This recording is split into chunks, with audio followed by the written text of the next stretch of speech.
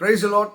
ஆண்டவராகிய இயேசு கிறிஸ்து நாமத்திலே உங்களை வாழ்த்துகிறேன். தேவனுடைய பிரசன்னமும் கிருபையும் உங்களோடு இருப்பதாக. அருமையானவர்களே, நீதிமொழிகள் 17:22 மன மகிழ்ச்சி நல்ல ஔஷதம், முறிந்த ஆவி எலும்புகளை உலர பண்ணும். பாருங்க, மன மகிழ்ச்சி நல்ல ஔஷதம். ஔஷதம் நல்ல மருந்து. இந்த மனசு நிறைய துக்கப்பட்டு சோர்வடைந்து முறிந்து கலக்கம் அடைந்து பாவத்தினாலே வஞ்சிக்கப்பட்டு அதனால்தான் மகிழ்ச்சி மனுஷன் இழந்து போகிறான். இந்த மகிழ்ச்சியை தருவது எது? அல்லேலூயா. உன் வேதம் எனக்கு மன மகிழ்ச்சியா இராத விட்டால், தாவீது சொல்றான், உங்களது வேதம் எனக்கு மன மகிழ்ச்சியா இராவிட்டால் நான் துக்கத்திலே அழிந்திருப்பேன். அப்ப இந்த வேதம் ஒரு மனிதனை மனதை மகிழ்ச்சியாக கூடியதாக இருக்கிறது. அப்போ மனம் மகிழ்ச்சி. இந்த மனசு என்றால் நம்முடைய மைண்டு, ஹார்ட்டு, இதுக்கெல்லாம் அப்படி தான் சொல்கிறாங்க, இன்ஸ்ட்ரக்ஷன்.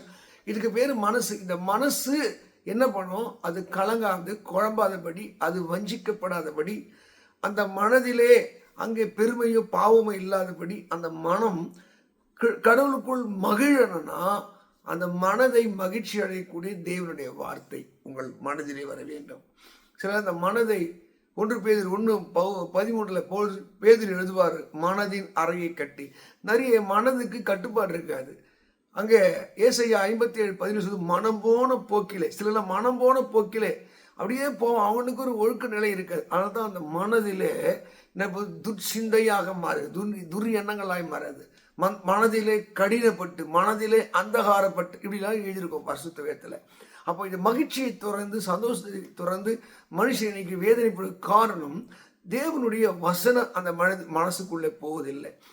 தாவீது சொல்கிறார், உடைய வேதம் எனக்கு மன மகிழ்ச்சியா இராவிட்டால்.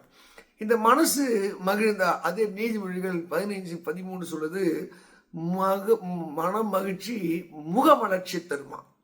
இந்த மனம் மகிழ மகிழ, இதயம் மகிழ மகிழ சில முகங்கள்லாம் ரொம்ப விரக்தியாக இருக்கும், சோர்வாக இருக்கும், ஒரு மாதிரி களையிடுது, பொலிவிடந்திருக்கு. ஏன்னா இந்த மன துக்கத்தினாலே ஆவி இந்த மன துக்கத்தோடு ஏதோ ஒன்று லாங்கி எதிர்பார்த்து ஏங்கி ஏங்கி, தேவ மக்களே, உங்கள் துக்கங்களை சந்தோஷமாய் மாற்றுகிற தேவன் சொல்லுகிறார், உங்கள் துக்கம் சந்தோஷமாய் மாறும். வருத்தப்பட்டு பார சுமக்கிறவர்களே, நீங்க எல்லாரும் இடத்திலே வாருங்கள், நான் உங்களுக்கு இளைப்பார். ஒருவேளை நீங்க எந்த வருத்தத்தோடு பாரத்தோடு கண்ணீரோடு வாழ்றீங்கன்னு தெரியாது.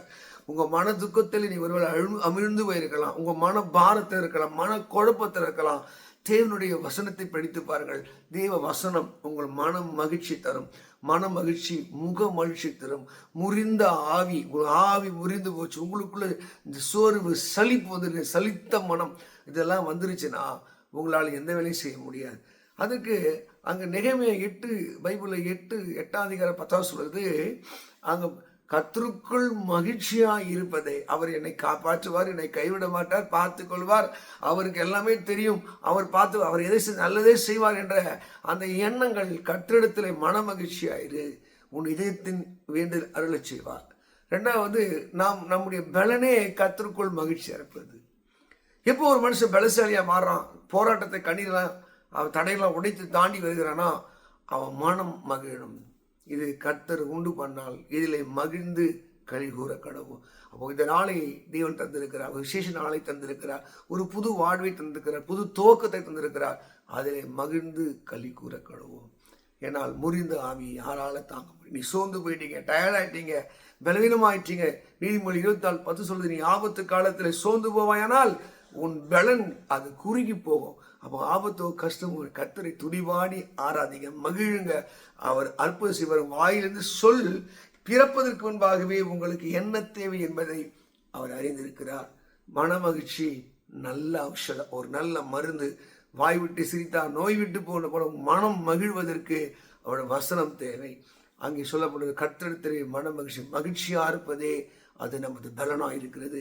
அந்த மகிழ்ச்சியும் சந்தோஷத்தையும் தேவன் உங்களுக்குள்ளே அவர் துவங்குவாராக, ஆசீர்வதிப்பாராக. God bless you. God bless you.